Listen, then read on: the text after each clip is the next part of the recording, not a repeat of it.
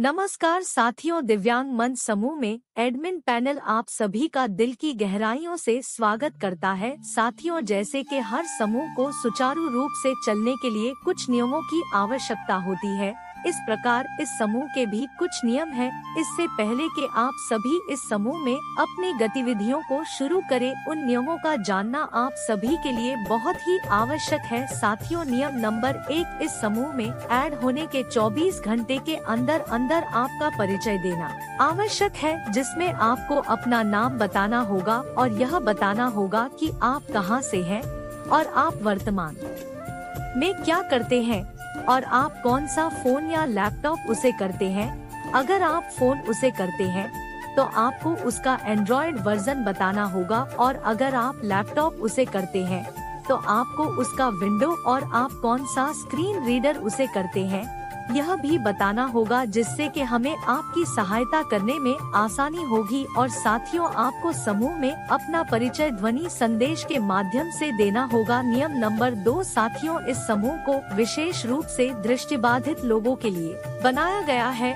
अगर कोई और दिव्यांग या कोई दृष्टिहीन व्यक्ति समूह में ऐड होना चाहते हैं तो उनको भी अपना सवाल ध्वनि संदेश के माध्यम से ही रखना होगा। साथियों, इस समूह में आप केवल टेक्नोलॉजी से संबंधित सामग्री ही प्रेषित कर सकते हैं।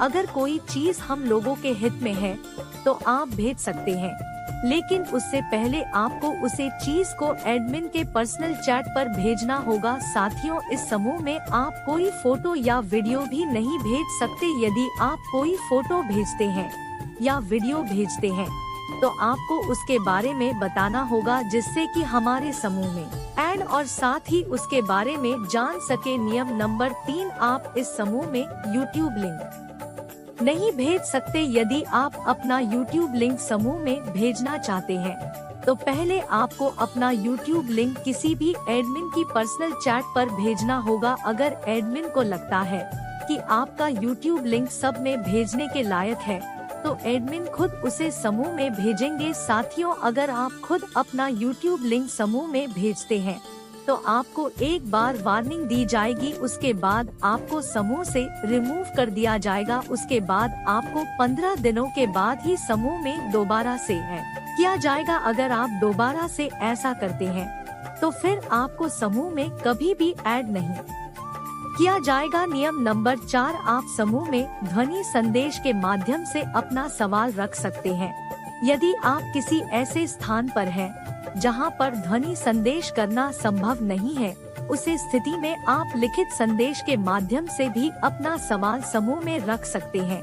लेकिन अगर आप इंग्लिश में संदेश करते हैं तो आपको रोमन लिपि में संदेश करना होगा। यदि आप हिंदी में संदेश करते हैं तो आपको देवनागरी लिपि में ही संदेश करना होगा। साथियों, अगर आपको किसी भी एप्लीकेशन की आवश्यकता है तो आप समूह में लिखित संदेश के माध्यम से एप्लीकेशन की मांग कर सकते हैं। यदि आप लिखित संदेश करने में असमर्थ हैं, उसे स्थिति में आप ध्वनि संदेश के माध्यम से भी एप्लीकेशन की मांग कर सकते हैं।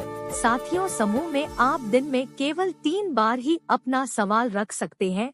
अगर बहुत ही आवश्यक हो तो उसे स्थिति में आप अपना सवाल रख सकते हैं, लेकिन साथियों, आपको अपने सवाल का जवाब पाने के लिए कम से कम 24 घंटे का इंतजार करना होगा। अगर आपको आपके सवाल का जवाब नहीं मिलता है तो आप समूह में दोबारा से अपना सवाल रख सकते हैं।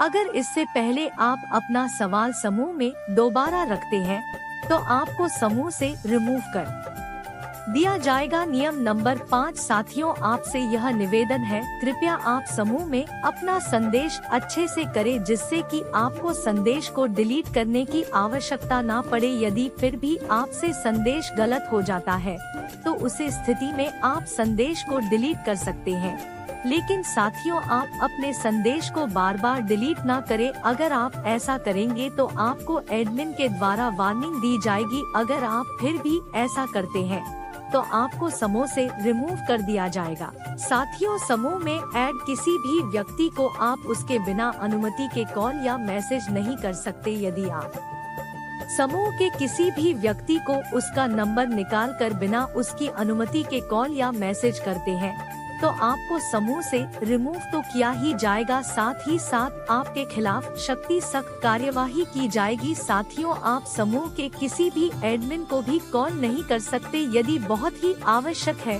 तो आप उनको मैसेज कर सकते हैं।